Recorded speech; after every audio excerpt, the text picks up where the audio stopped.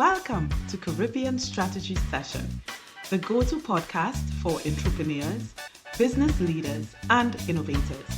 Whether you're building a startup, scaling your enterprise, or exploring opportunities in the region, we've got the insights, strategies, and success stories to inspire your journey. Join us as we dive into the world of business, Caribbean style. Now, let's get started.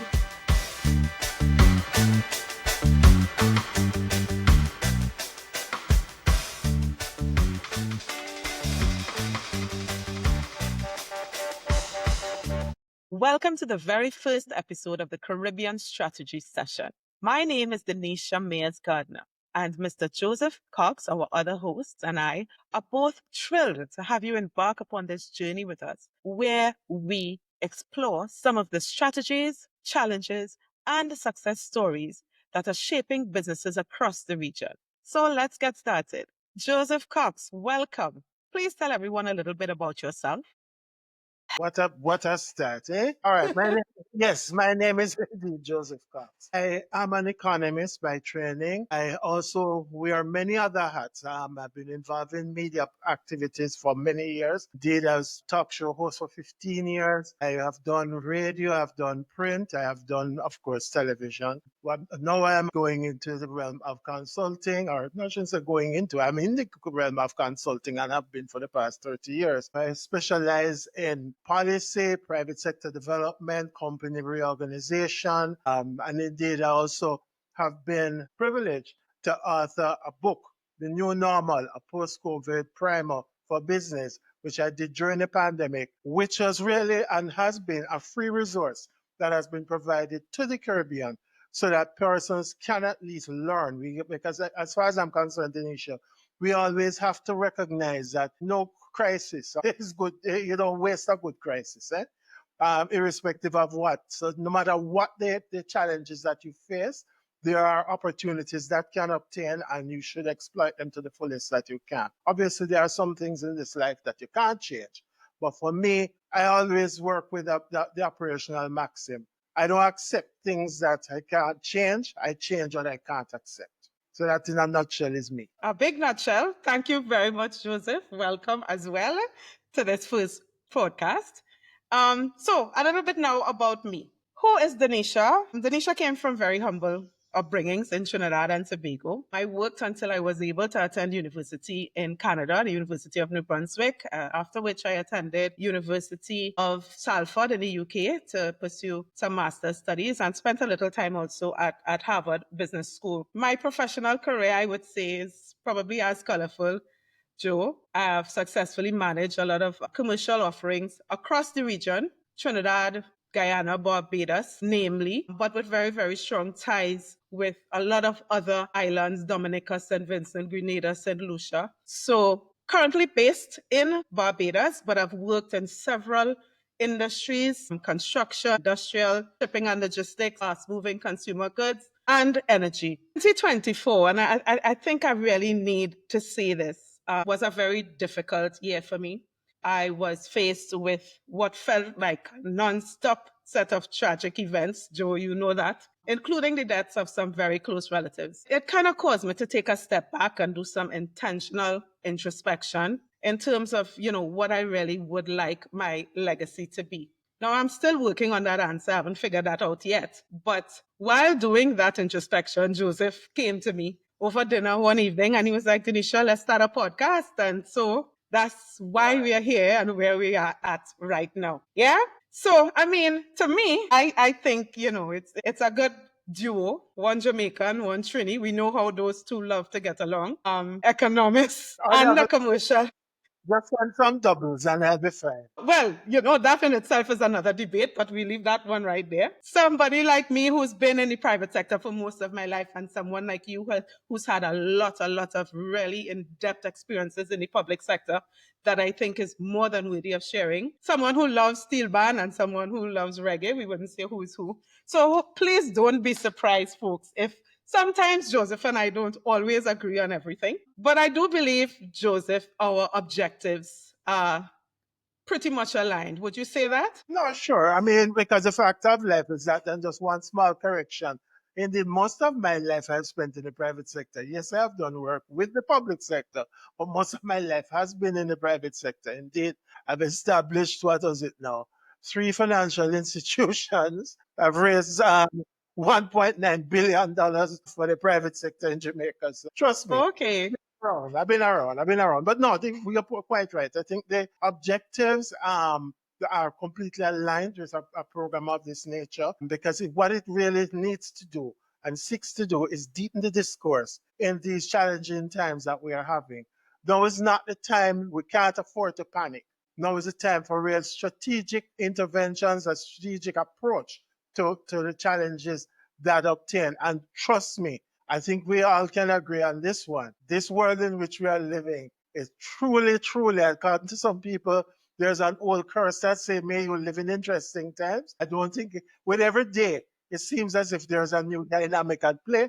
And therefore, I mean, it's time for serious conversations, serious review of things. And of course, all of this has to be underpinned by data and rigorous analysis. Fantastic. Agreed. And I would like to top that off with also, part of our objective here is also to highlight some of the successes that we both have seen and experienced across the region that not everybody might have been exposed to. So we'd also will be doing some of that as we go along.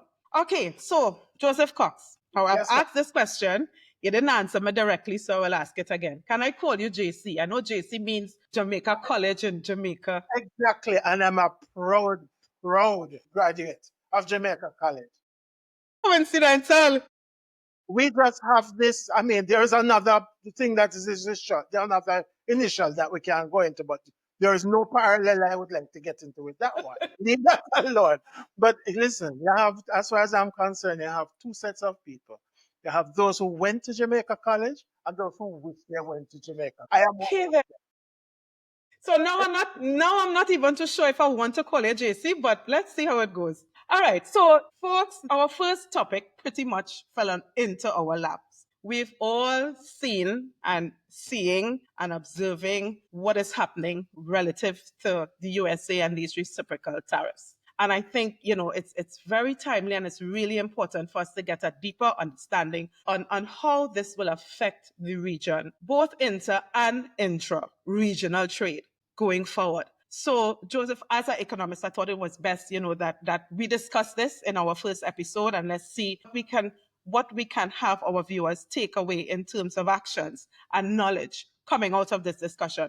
So I'd like to start at the bottom, the basics. What exactly are these reciprocal tariffs and why has the US implemented them? The why, listen, the why reciprocal tariffs, as the name would suggest, it is in response to a tariff that has been applied to you and you're basically countering it. That's, in a nutshell, that's really what it is. But why the US is doing it, there are many different schools of thought. You have some that says, yes, it is about trying to treat with the significant trade imbalances that obtain because some of the countries like China have very significant trade surpluses with the United States. But then you have like what obtains in our region, where honestly you can have a larger trade deficit because we don't We can't. enough. We don't have the capacity to even really make any meaningful dent in that market. However, there is another school of thought which is saying that what this entire tariff push is about is to really drive revenue to compensate for the promised, or I shouldn't say promise because they're already in existence, but the extension of the tax cuts that were put in place for persons in the United States. So it has to be funded one way or the other. So Yeah. therefore, that there is that school of thought as well. The reality of life is that you have others who will tell you that, oh, what it is just a negotiating ploy where, raise these tariffs and then suddenly, persons are willing to come to the table to discuss and negotiate. And then then some semblance of, the norm would return. The challenge, however, with that is that if indeed it is about a revenue source to fund the tax cuts, I'm not sure how much negotiation Negotiation. we're going to really have. That is one aspect of it. And the other aspect of it is that when you get to the table now, people keep forgetting it. Reciprocation, of course, as it would suggest, goes both ways. When you hit China, for example, with a combined tariff of 54%, you know that they are going to respond, and they have already responded by saying on April 10th, they will apply a 34% tariff. Wars, frankly, I am one of those. In a trade war, nobody wins. And frankly, everybody loses. Because even in terms of the United States, inflation is going to increase, just as how it will increase for all of us globally. I don't know any country that will be exempt. Prices will go up. Reality of life, when you do that, remember now, things like your interest rates, because the bank, the Federal Reserve, or in our cases, the central banks, etc., they'll be charged to try and maintain inflation within specified targets. So they can push up the interest rates to try and balance the market, which is a reversal of where you're coming from. From. And the last point I will make to you, that what makes this entirely completely ironic, is that if one goes through the history, you realize that there was, in the Great Depression, United States did this already. In the Great Depression, they had this, well, what they call smooth Carly tariffs, where people jacked up tariffs and it ended up in a serious trade war. And frankly speaking, the whole world had, of course, exacerbated global depression. So I got a Great Depression. So I don't know, to be honest with you, the end game of this is very uncertain, but let's see. Okay. Thanks for that. So I guess my question at this point, and I think you have already answered it, is it is still too early to make any broad brush analysis or decision in terms of if this is here to stay, if it is here as a negotiating tool. We're really not sure We're just not yet. sure. We're not Okay. sure. We're not sure. One of the things that you see, remember, economies are not like slot machines. You don't just pull a lever and everything just changes at the same time. So whatever you're doing, you will have some lag effects that come through no matter what happens. So it's not that's just an easy flip of the switch and suddenly everything is corrected. Because now you Got you. have uncertainty, financial uncertainty already. The Dow Jones Industrial has lost, I believe, 4,000 points over the past couple of days. That is the largest hit up since COVID. Yeah. You're going to have a lot of repercussions. No, you have some countries that have been, or some industries rather, that have been, how should I say, they have been proactive. So what they have been doing is they have been in anticipation of the tariffs, and of course predicated on a notion that they probably can be negotiated lower over the medium term or short to medium term. They started to hoard some of the inputs that they have for their industry to mitigate the impact of the tariff. So is that club obviously is a short-term strategy, but just to show you that in everything there's an equal and opposite reaction, no matter how Got you you. put it. All right, so let's bring this home a little bit. Clearly, everybody by now would know that the Caribbean, for the most part, we I don't know if lucky is the word to use, but we are in that bracket where we've gotten the lowest tariff rate, which is 10%, together with a lot of other countries. But the Caribbean, definitely. And then there's Guyana that has a very different rate altogether. Tell me a little bit about why Guyana, in your opinion, was treated the way they were. One, that's a difficult one to answer because I really don't want to speculate. I will answer by saying this. I suspect that aside from oil, and of course, but the oil is being extracted pretty much by U.S. Interests. But at the other side, I suspect there are some geopolitical considerations that would obtain because of perceived or closeness to something like China and so on. But you can't be absolutely I don't sure know. I what don't know. what the thinking is there. But Okay. when you're looking at stuff like that, you can't rule out anything because there are many Gotcha. factors at play, and you just don't know. All right, that kind of leads into my next question, which is industries. Now, are these tariffs to be implemented across the board? Do you know? Is it for all industries? Do we know yet? As far as I'm aware, because of how fluid and uncertain the policy thrust is. One can never be absolute in any response Certain. right now. You just don't know because you have a situation whereby, so for example, yes, you're right. 10% tariffs have been applied pretty much across the board for the Caribbean, seven except Guyana. But you have a situation whereby, remember, our economies are what you call open. We import quite a bit. We're the best will in the world. We don't have the capacity. In some cases, there's no competitive advantage or a comparative advantage to produce the items that we need. But what we do for what we do produce, by and large, we import the inputs. Now, just understand that with the tariffs that have been applied globally, fact of life is that we are going to pick up the pass-through costs with the best within the world. And then, of course, to compound it, the United States has now threatened to impose a $1.5 million US levy or fine on Chinese manned ships or Chinese flagships, etc. At each port call. Now, understand something.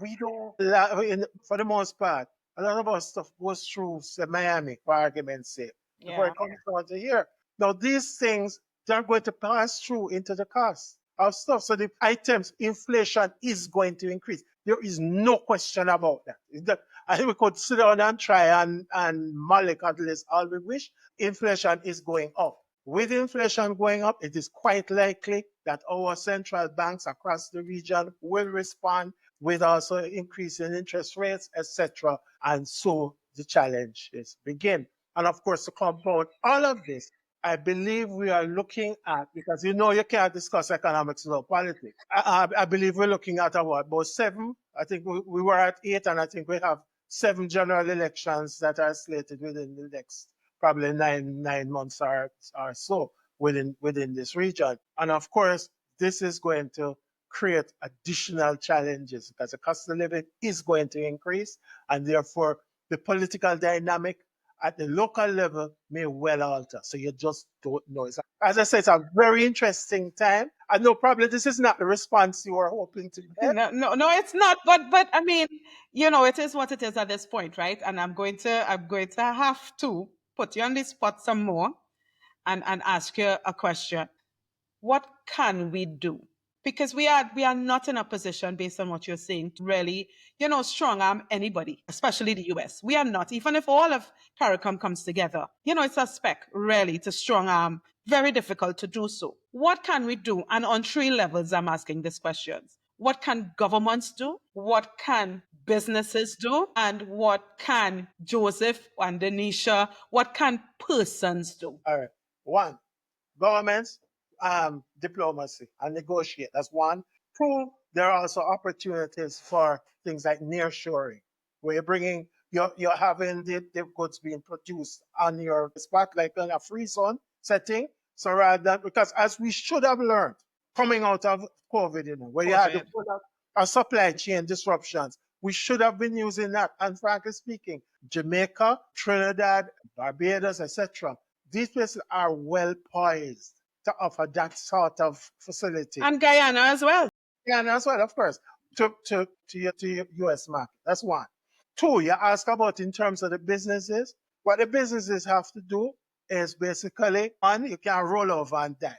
Business, one of the things that people never appreciate about business. Business is not necessarily about high prices and high tariffs or high frameworks. What it is about certainty, market certainty. So you know this is exactly what you're dealing with and so on.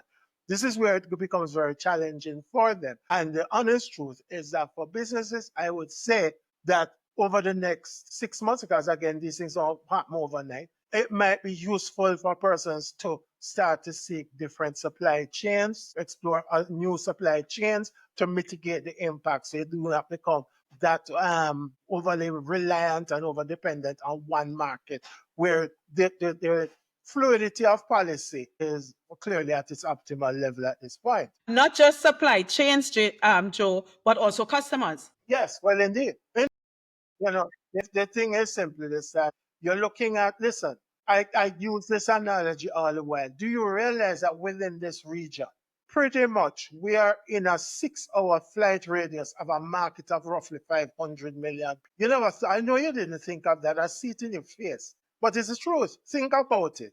In nowadays, you're in a 6 hour flight radius straight, as I say, as a crow flies. You can pick up you can go almost anywhere. So, in other words, we are strategically placed. As I said, we do not have the option of sitting down and pretending as if, oh, woe is me, it's all over. No, no, no, no, no. It is not over, not over by a long shot. There are opportunities that we need to explore, and that's just what we have to do. And as you and I would have realized during COVID, and I'm going back to the COVID experience because that is where you had a real challenge in terms of the supply chain. You realize that a lot of the brands that we would have all grown up with, frankly, over the years, you couldn't get them and person start to explore new things. The same principle will obtain now. If the Gotcha. price of the goods become too expensive coming out of certain markets, you explore alternatives, and believe you me, in this day and age, the alternatives are never too far behind. Believe you me. Gotcha. The point is simple, and similarly, just like how in terms of food stuff, because we have heard, and I was at CARICOM, this as Assistant Secretary General. One of the things that we are always shouting about is reducing agricultural food imports by 25%.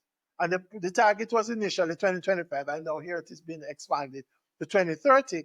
But the truth of it is that when you start to do that, you create that dynamic. So you start to buy local, eat your own food, get back. Yeah. As far as I'm concerned, one of the things that people should be doing now is having what I call indigenous food fairs, reintroducing the populations of our region to their indigenous foods. How many of us remember, probably with fondness, some treat that our mommy used to make when we were all children? But nowadays, our children will be more looking at, some of these chains that you fast. Yeah, but no, but the thing is simply is that that is what you have to look at. So to me, you can reintroduce people to the basically to the culture. So you start to reorient. Because as a marketer, Denisha, you know about neuromarketing. You know about the strategy. And this is where you have to go. You have to start to operate now. What is happening and work with what's happening at the level of the brain, how do people perceive things, how do you start to change attitudes and influence? I'm not talking about mind control. I'm talking about creating choices, real choices for persons. So for example, you have yams. How many people use yam chips? Cassava, same principle. You have so many different ways that you can present the foods. You can reintroduce them to a brand new audience. Because let's be clear, 60% of our regional population is under the age of 25. Yeah. So they just don't know. How do you know what to do? Okay, so based on what you're saying, based on what I'm hearing, again, like COVID, this can create some opportunities Yeah, for the right entrepreneur, for the right thinking business. absolutely. There is opportunity here that we need to tap into. Absolutely. I totally believe that. I really do. That is why I say I understand the apprehension. And it is well done and it's well served. Don't get me wrong. But we cannot allow ourselves to sit down and work ourselves into a stupor and panic. This is the hand that we are dealt. Now let us look at the opportunities. How do we treat with this? And at the same time, you're looking at continuing your diplomatic interventions. Now is not the time to get up on a platform and make some rash statements. This is not going to help you. And Yeah. that's why I introduced early in our conversation the issue that we have seven general elections coming up. That becomes a whole a whole different story because people will respond in all sorts of ways. Okay. No, but Denisha, what people keep forgetting is that whereas we love to look at what is happening in our respective countries and say, oh, it is local politics and so on. Guess what? The international community don't care if it's the, we call it now, the GLP or the PNP in Jamaica, the PNC or the it was the PPC or APNU in Guyana or whatever. A&M or UNC in Trinidad. Nobody cares because what happens is that the international community look at the country. So Yeah, whatever you say during your local thing, if you believe it only stays there, you're kidding yourself. And that's what yeah. makes it up another little wrinkle in the life.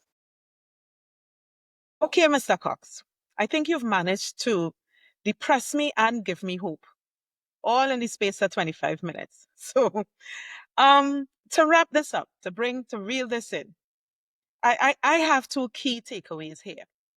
One, prices are going to go up. It sounds like it's inevitable that we are going to get price increases across the board. But two, there are some opportunities that business people and consumers and governments can tap into. And of course, there's first mover advantage that we need to be very mindful of. So I think, this discussion was very timely because it does set the tone for the rest of this series, this podcast series, where, I think there are some key institutions across the region that we can engage, some key stakeholders across the region that we can engage to have some discussions with, to understand what is available to businesses and small businesses, businesses on the whole. What kind of financing, maybe strategy, planning, what can they tap into? And I know that, we kind of discussed it already, but I think this is key now, and it's important now that we get those people on board and have discussions with them and share those discussions so that people understand very early how they can mitigate and navigate the challenges that lay ahead. No, I think That's in our power to do so. indeed, because I mean, when you look at it, just to give you one example, or completely outside of the region, but which will could slap us. Our young people love to wear sneakers, sorts of branded sneakers. 46% tariff was levied on Vietnam. That might sound to you, what would Vietnam have to do with it? Yeah. Vietnam is where most of Adidas and Nike sneakers are made. Just like for But when those, but just sorry, sticking up in there, Joe. I take a little offense to the young people liking sneakers because I wear those brands as well. So no, let's just not don't it put is an age on it now, please. what if I put it this way? Because I was raised never to raise the issue of a woman's age. You want it yourself, you're on your own. Fair enough. Yeah, but that is one I really didn't think about, right? So we are, these are some of the things that we're going to see happening in the short and medium term. These increased prices across the board, and some things that you really wouldn't even give a second thought to, right? So it is really some interesting times ahead. Let's see how we navigate going forward, how best we can navigate going forward. I think our time is up, Joe. I think for our first episode, we've created some quite insightful conversations, discussions, and I would like to thank everyone that has tuned in, and hope that you enjoyed the discussions. Joe, any parting comments? No, the only person comment to do is just to remind people of my government name, which is Joseph Cox. It has been my pleasure. Have a good one. Bye. Well, folks, that's a wrap on today's episode of Caribbean Strategy Session. If you enjoyed the discussion, please like, share, subscribe. Follow us on LinkedIn and Instagram for more updates and behind the scenes content. Until next time, let's keep on keeping on and grow Caribbean business together. Bye.